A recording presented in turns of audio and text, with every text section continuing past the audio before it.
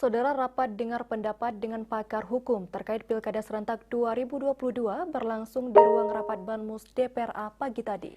RDP itu dipimpin Ketua DPRA Dahlan Jamaluddin dan dihadiri akademisi USK, Dekan Fakultas Hukum Unimal dan praktisi hukum.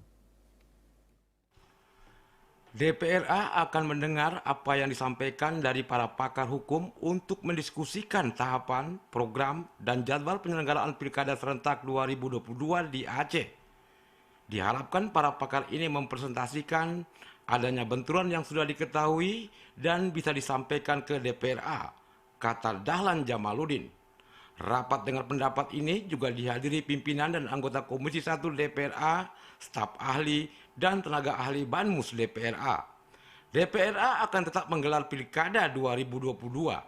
Ketua Komisi 1 DPRA Muhammad Yunus mengatakan pihaknya tetap berpegang teguh pada UU PA.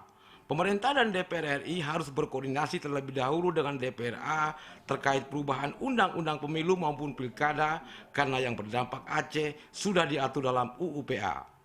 Namun demikian karena wacana ini juga mengumumkan nasional terkait dengan agenda politik nasional dan juga persoalan-persoalan yang lainnya.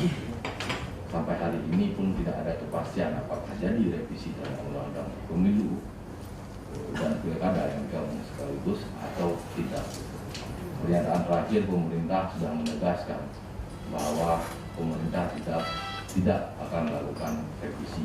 Ini pemerintah nasional yang melakukan revisi terhadap undang-undang pemilu dan undang-undang pilkada tersebut. Karena ini juga kami berharap supaya dengan adanya rapat koordinasi hari ini dengar pendapat masukan dari pakar-pakar hukum supaya kita lebih kompak dalam memperjuangkan kekhususan Aceh. Itu aja. Dan ini bukan cuma terkait masalah pilkada, ini terkait masalah kekhususan Aceh, begitu. Pihaknya tetap fokus pada pasal 8 ayat 2 UU PA yang berbunyi rencana pembentukan undang-undang oleh DPR yang berkaitan langsung dengan pemerintah Aceh harus konsultasi dan pertimbangan DPRA. Jika pemerintah pusat menjalankan pemilu atau pilkada 2024 berdasarkan Undang-Undang Nomor 10 Tahun 2006, Aceh tidak ada masalah. Tim Liputan TVRI melaporkan.